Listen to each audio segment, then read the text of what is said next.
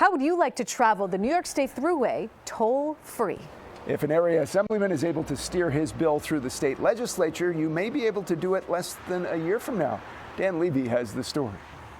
Depending on where you're headed on the New York State Thruway, it could cost you as much as $40, and that's just one way. But what if you could eliminate tolls altogether?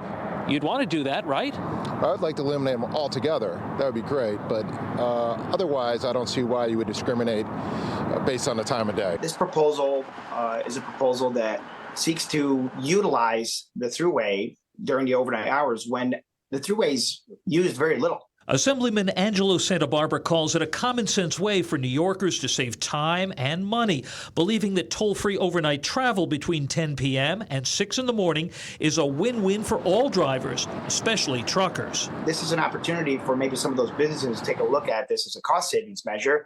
How much money could they save if you're in trucking or logistics? Could be a significant savings if you change your business model. Depending on the month, around the holidays where I'm going to and from a lot, I mean, you know, the tolls are like $20 a trip these days, so I could be saving up to as much as like $100. I understand that it's a necessary thing. Yeah. I just want it to be fair, and I want people that can't afford it to still be able to access it if possible.